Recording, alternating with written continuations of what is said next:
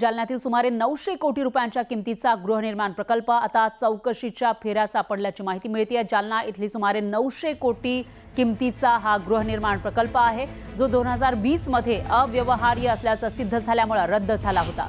तो प्रकल्प फेब्रुवारी 2023 मध्ये शिंदे यांच्या नेतृत्वाखाली पुन्हा सुरू करण्यात आला। नगर विकास विभागाच्या अखत्यारीत येणाऱ्या सिडकोनं 2019 मध्ये जालना जिल्ह्यातील खरपुडी गावात 301 एकर जमिनीवर एक मेगा गृहनिर्माण प्रकल्प आखला होता। प्रकल्पाची तांत्रिक आर्थिक व्यवहार्यता तपासण्यात आली। तपासानंतर हा प्रकल्प व्यवहार्य ठरणार नाही असा निष्कर्ष काढला गेला।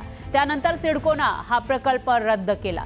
दरम्यान फेब्रुवारी 2023 मध्ये राज्य सरकारनं प्रकल्पासाठी अधिसूचना जारी केली आणि भूसंपादनाची प्रक्रिया सुरू झाली, तेव्हा तो पुन्हा सुरू झाला।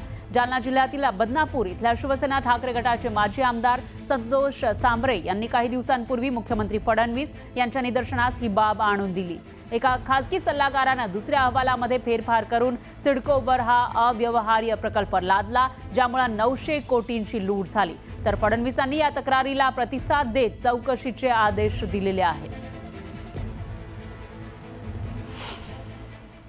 मी माननीय मुख्यमंत्र्यांकडे या संदर्भात तक्रार केल्यानंतर माननीय मुख्यमंत्र्यांनी तातडीने या संदर्भातले सर्व चौकशीचे आदेश दिलेले आहेत। या भूमाफियांनी शेतकऱ्यांकडून काय भावाने जमिनी घेतल्या आणि आज सिडकोला काय भावाने विकत आहेत, या सिडकोले संपादित केलेल्या जमिनीचे मालक कोण कोण आहे, या संदर्भातली सगळी चौकशी आता या माध्यमातून होणार आहे।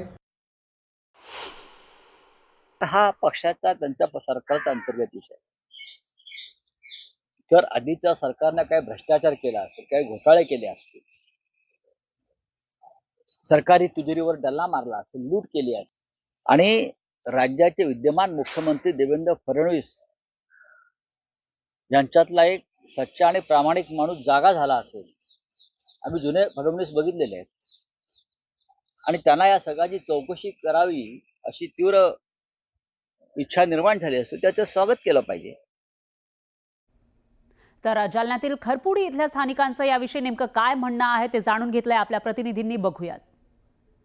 मी सध्या याच प्रकल्पाच्या ठिकाणी आहे आणि आपण जर बघितलं तर याच ठिकाणी हा सिडको प्रकल्प होणार असून या ठिकाणी 900 कोटींचा हा प्रकल्प आहे। मात्र या ठिकाणी जर आपण बघितलं तर या भूसंपादनाच्या प्रक्रियेमध्ये अपरिहार्य व्यवहार होत असून 900 कोटींचा अपार झाल्याची तक्रार जी आहे ते माजी आमदार संतोष सांबरे यांनी केली होती आणि त्यानुसार जर बघितलं आपण तर या सगळ्या सिडको प्रकल्पाच्या चौकशीचे आदेश जे आहेत ते आता मुख्यमंत्री उपसचिव दिलेले आहेत। आपल्यासोबत या ठिकाणचे काही शेतकरी आहेत। दादा, मला सांगा की आता या सगळ्या जमिनी जी आहेत ते तुमच्या सुद्धा यामध्ये गेलेल्या आहेत, कशा पद्धतीचा भाव आहे आणि येलो आणि ग्रीन काय फरक आहे याच्यामध्ये? आता यातील फरक असा आहे की येलो मध्ये 1,75,00,000च्या जवळपास रेट भेटलेला आहे, जे आता खरेदी खत झालेले आहे आणि असं आम्हाला अथोराइज तर नाही सांगण्यात आलं, पण असं सांगतात की तुम्हाला ग्रीन मध्ये 30 ते 35 लाख रुपये भाव भेटणार। याच्यामध्ये भूमाफिया जे आहे ते